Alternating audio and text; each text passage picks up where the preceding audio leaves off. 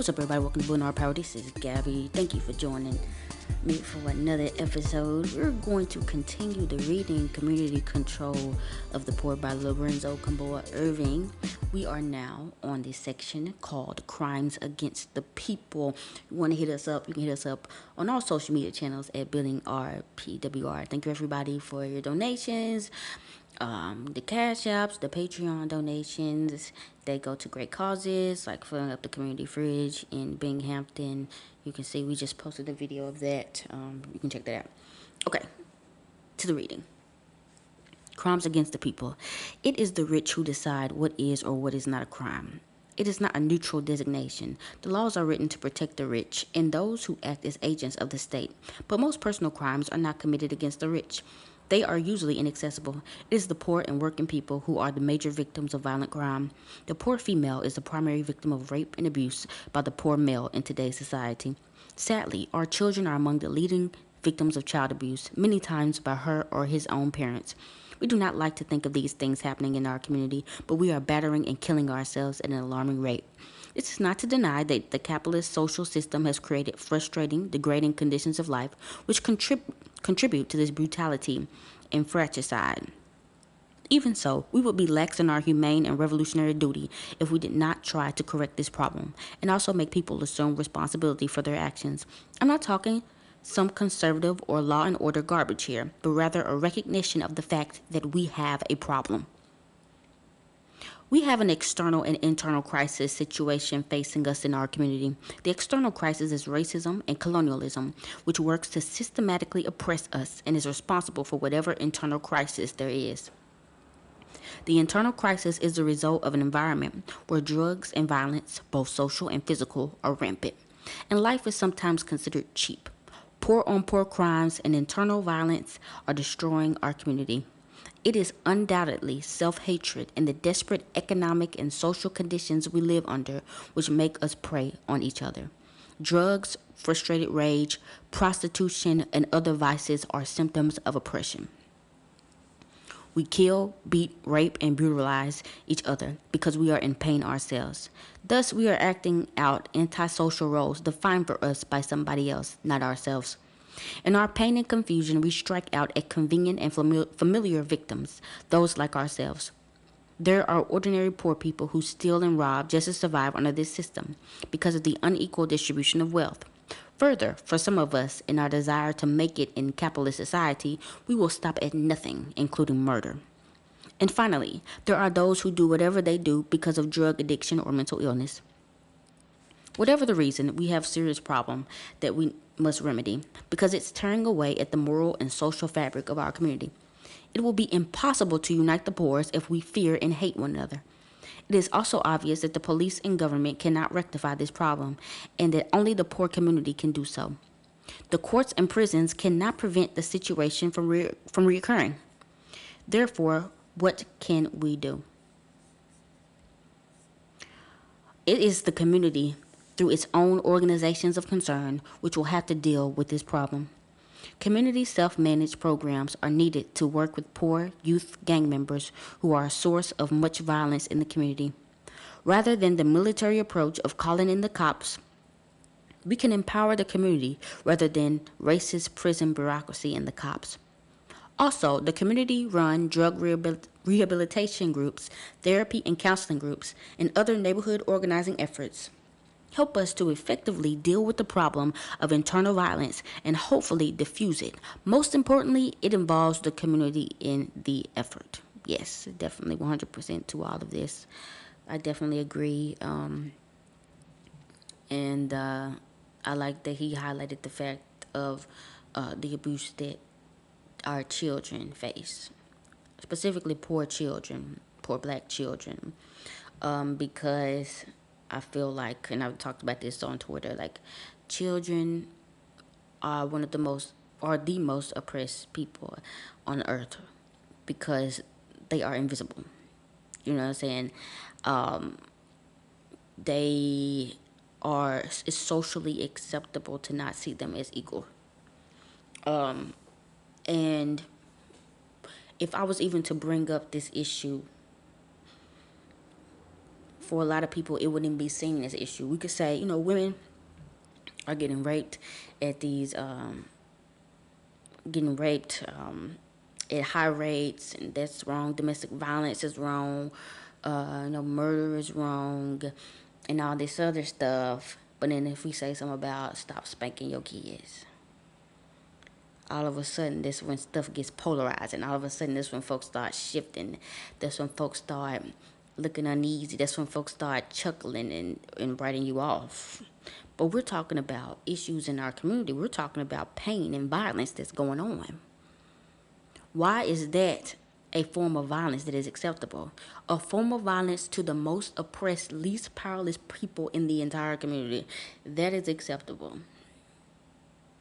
I think that's one of the last little avenues that will have to be jumped over.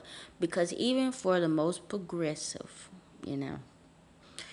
a lot of people still think it's okay to, even if it's not beating your kids, even if they've progressed towards that, belittling your children,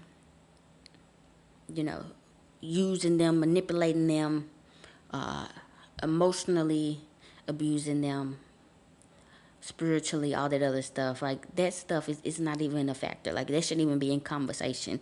We got more important things to do. But I'm going on tirade. But it's true. And that all goes with being in a hierarchical society. Like you said, we're all products of our environment. And a child that grew up in that environment and wasn't told that they had rights, and wasn't told that they should have a voice, and wasn't told that they don't deserve to be treated that way, will grow up and do the same thing, because that's all they know.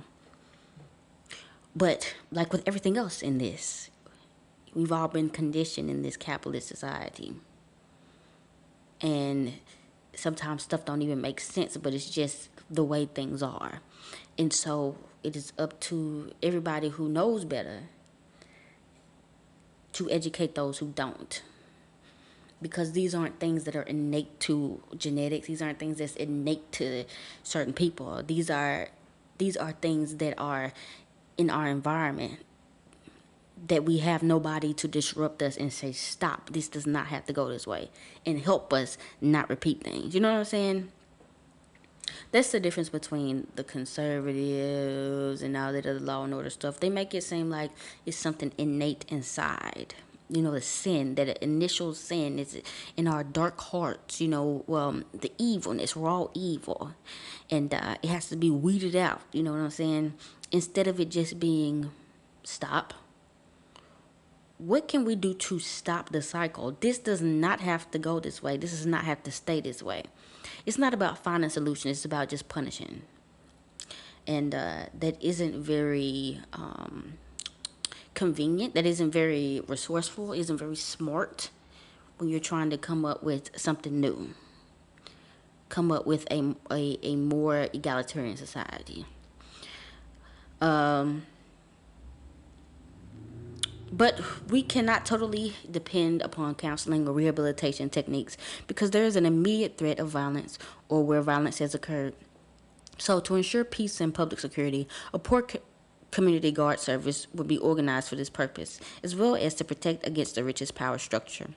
This security force would be elected by local residents and would work with the help of people in neighborhoods. This is the only way it would work. It would not be an auxiliary of the current occupation army in our communities, and would not threaten or intimidate the community with violence against our youth. Nor would such a community guard protect violence and organized crime. This community guard would only represent the community that elected it instead of City Hall. Similar such units would be organized all over the city on a block-by-block basis. Yes. And we've talked about this before. I love that idea. Yet we anarchists go further and say that after a municipal commune is set up, the existing courts must be replaced by voluntary community tribunals of arbitration. And in cases of grave crimes connected with murder or offenses against liberty and equality, a special communal court of a non-permanent nature would be set up. Anarchists believe that antisocial crime, meaning anything that oppresses, robs, or does violence to the working class, must be vigorously opposed. We cannot wait until after the revolution to oppose such dangerous enemies of the people. But since such antisocial crimes are a direct expression of capitalism, there would be a real attempt to re-socialize, politically educate, and rehabilitate offenders. Not by throwing them into capitalist prisons to suffer like animals, and where, because of their torture and humiliation, they will declare war on all society, but by involving them in the life of the community and giving them social and vocational training. Since all the criminology experts agree that crime is a social problem, and since we know that 88% of all crimes are against property and are committed in order to survive in an economically unjust society, we must recognize that only full employment, equal economic opportunity, decent housing, and other aspects of social justice will ensure an end to crime. In short, we must have radical social change to eradicate the social conditions that cause crime. An unequal, unfair society like capitalism creates its own criminal class. The real thieves and murderers, businessmen, and politicians are protected under today's legal system, while we poor are punished. That is class justice, and that is what a social revolution would abolish. But understandably, many people want to end the rape, murder, and violence in our communities today, and wind up strengthening the hands of the state and its police agents. They will not get rid of the crime, but the cops will militarily patrol our communities and further turn us against one another. We must stay away from that trap. Frustrated and confused, poor people may attack one another, but instead of condemning them to a slow death in prison or shooting them down in the streets for revenge, we must deal with the underlying social causes behind the acts. Anarchists should begin to have community forums on the cause and manifestations of crime in the poor community. We have to seriously examine the social institutions, families, school, prisons, jobs. They cause us to fuss, fight, rob, and kill each other, rather than the enemy who is causing all our misery. While we should mobilize to restrain offenders, we must begin to realize that only the community will effectively deal with the matter, not the racist capitalist system, with its repressive police, courts, and prisons. Only we have the psychology, background, and understanding to deal with it. Now we must develop the will. No one else cares. Instead of an eye for eye punishment, there should be damages paid to the victim, their families, or to society. No revenge, such as the death penalty, will bring a murder victim back, nor will long-term imprisonment serve justice or protect society. After all, prisons are only human trash cans for people society has discarded as worthless. No sane and just society would adopt such a course. Society makes criminals and must be responsible for their treatment. Capitalist society is itself a crime and the greatest teacher of corruption and violence. In our anarchist society, prisons would be done away with, along with the courts and police, and be replaced with community-run programs and centers interested solely with the human regeneration and social training. Rather than custodial supervision in an inhumane lockup, the fact is, if a person is so violent or dangerous, he is probably mentally warped or has some physical defect anyway, which causes them to commit violent acts after social justice has been won. If he is mentally defective, then he should be placed in a mental health facility rather than a prison. Their rights should never be stripped and they should not be punished. Schools, hospitals, doctors, and above all, social equality, public welfare, and liberty will prove the safest means of getting rid of crimes and criminals together. If a special category such as criminal or enemy is created, then these persons must forever feel outcast and never change. Even if he or she is a class enemy, they should retain all civil in society, even though they, of course, would be restrained if they led a counter-revolution.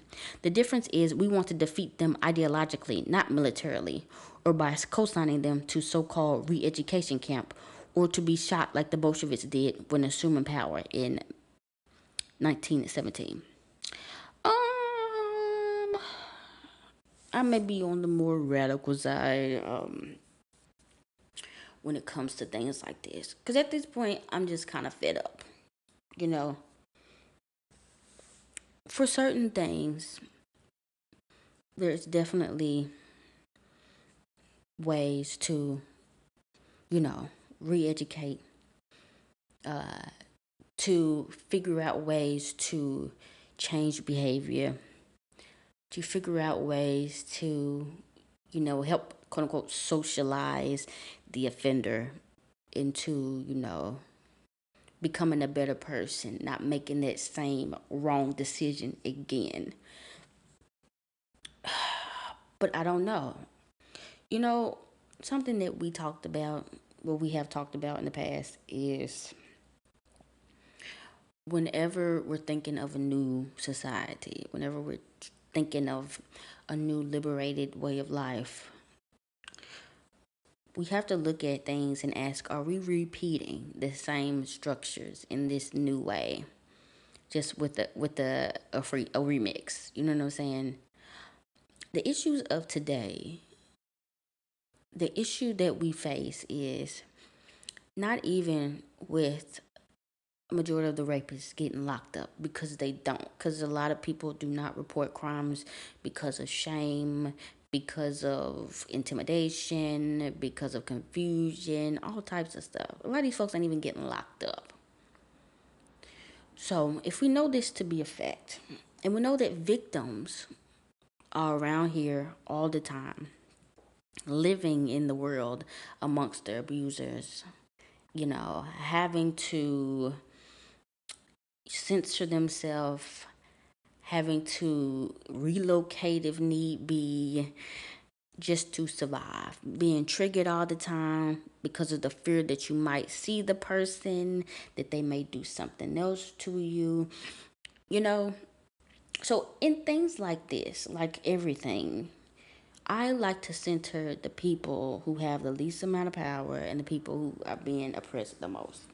In these situations, I don't think it's right for us as a community to tell the victim or to dictate how things go with that the victim and the person that committed a crime like rape, or the victim's family and somebody who committed a crime like murder. Like, I feel like those are personal issues as an anarchist. You know what I'm saying?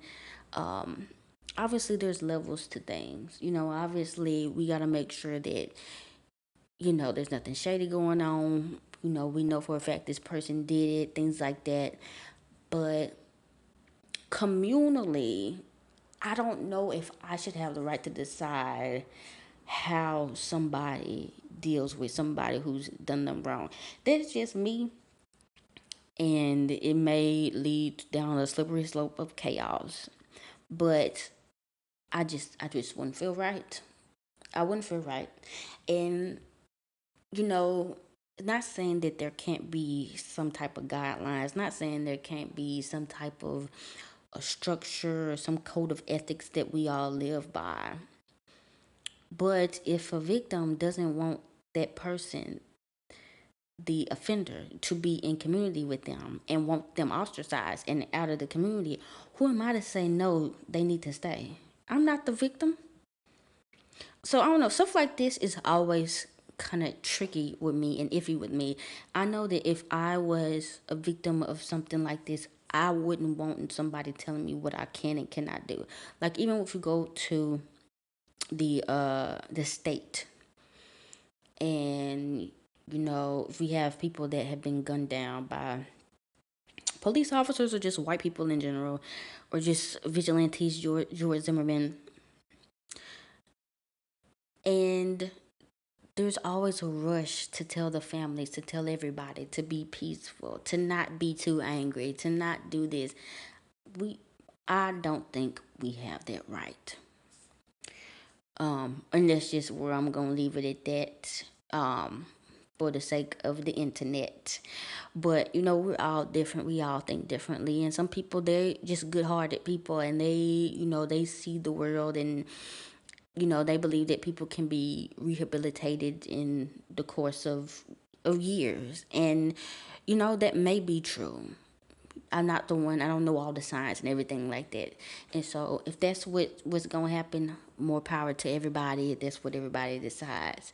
If a victim decides that's how they want things to go, they want rehabilitation for the person who did the crime, then awesome. But that's just where I stand. Um,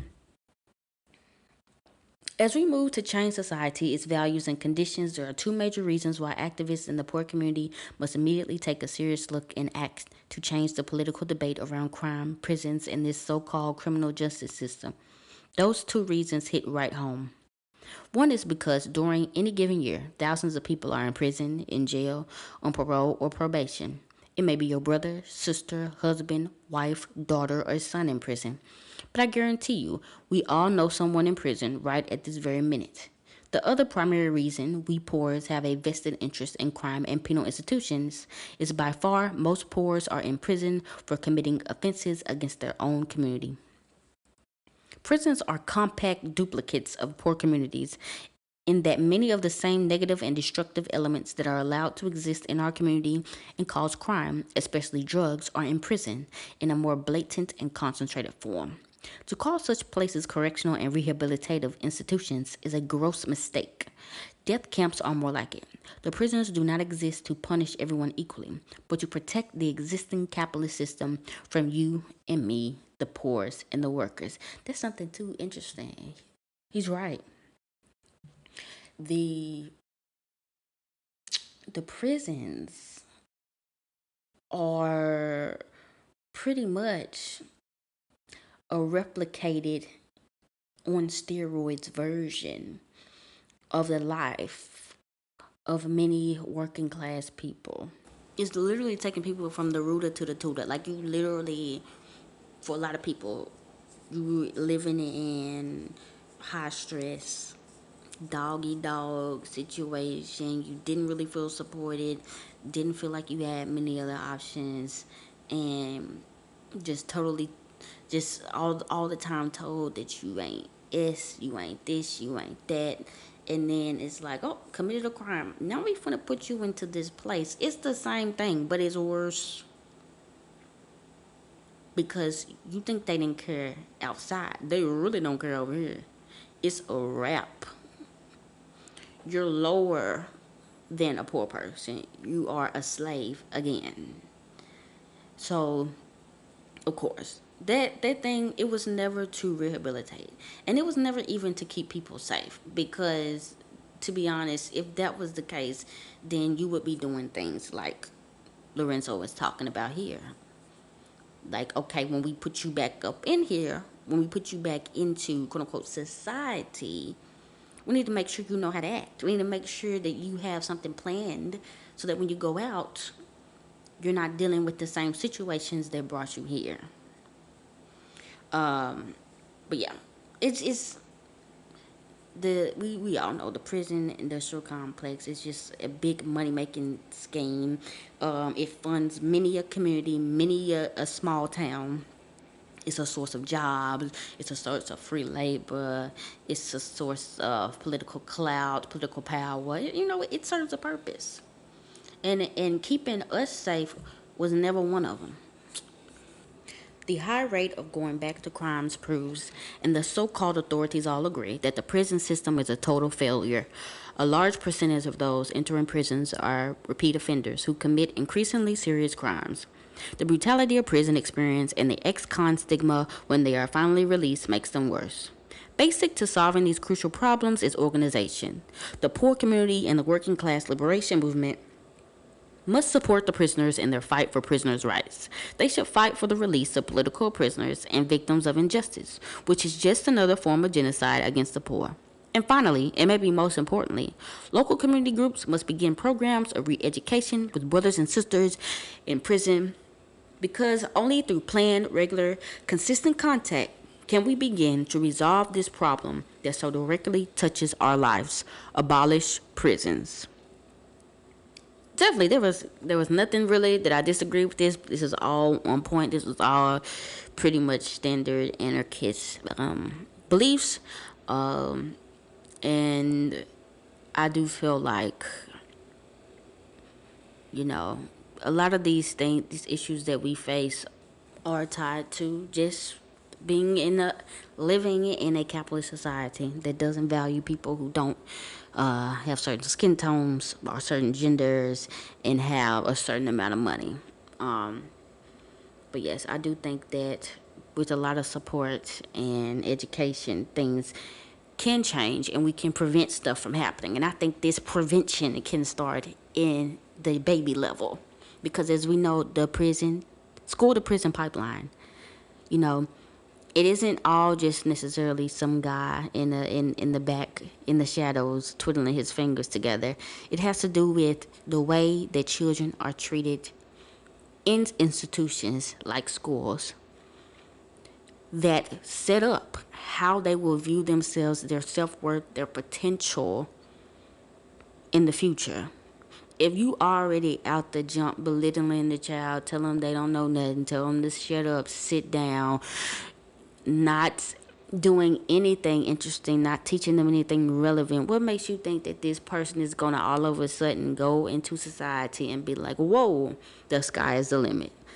Like, it's a no. So it's not just even on an individual level. Structurally, everybody plays a part.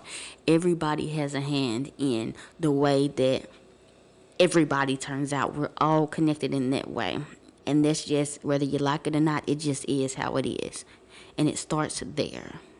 But yeah, everybody, let me know what your thoughts about this section, about the prisons. Definitely liked it. Definitely a change of pace, wasn't anything really to interject on. It pretty much was straightforward, but definitely enjoying this writing by Lorenzo, Kom'boa, Ervin. Let us know what you think. Hit us up at Building Our PWR for any questions, comments, concerns. This has been Gabby, and this has been Building Our Power.